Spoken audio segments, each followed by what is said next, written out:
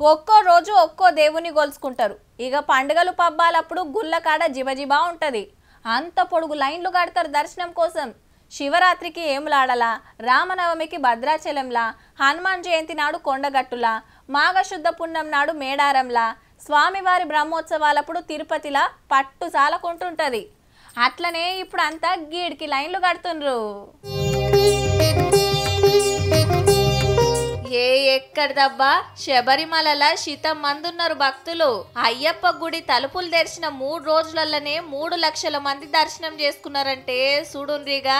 గీ తీర్ల రాంగా ఎన్నడు చూడలే అంటాన్రు గుడోళ్ళు. హాగో పంబా నుంచి సన్నిధానం దాకా ఎటు చూసినా సాములే. రోజుకు 1,00,000 మందికి స్పాట్ బుకింగ్లు 20,000 మందికే ఛాన్స్ ఇస్తారట. నెత్తి మీద ఇరుముళ్లతోటి అంత పొడుగు లైన్ కట్టిండ్రు. అయితే దర్శనం ఆలస్యం అవుతుండే వరకు లైన్ల నిలబడ్డ అయ్యప్ప సాములకు నీళ్లకు తిప్పలైతుందనుకొచ్చిండ్రు గాని కడమ ఏర్పాట్లన్నీ మంచిగానే ఉన్నాయట. మంచిగా ఏర్పాట్లు బాగున్నాయి. గవర్నమెంట్ గుడ్, బాగా ఏర్పాట్లు చేశారు. చాలా బాగా మంచిగా జరిగింది. అయ్యప్ప స్వామి కరుణించాడు మమ్మల్ని. మంచిగా దండం పెట్టుకున్నాం, బాగానే ఉంది. దేశం అంతటి నుంచి అయ్యప్ప సాములు వస్తారాయే. మన సికింద్రాబాద్ నుంచి గీళ్లు 26 రోజుల కాంచెల్లి మహా పాదయాత్ర చేసుకుంటా సేలం దాకా పోయిండ్రు. ఇప్పుడే గీ తీర్ల లైన్లు కడుతుండ్రంటే ఇక సంక్రాంతికి మకర జ్యోతి దర్శనానికి ఇంకెట్లుంటదో మరి.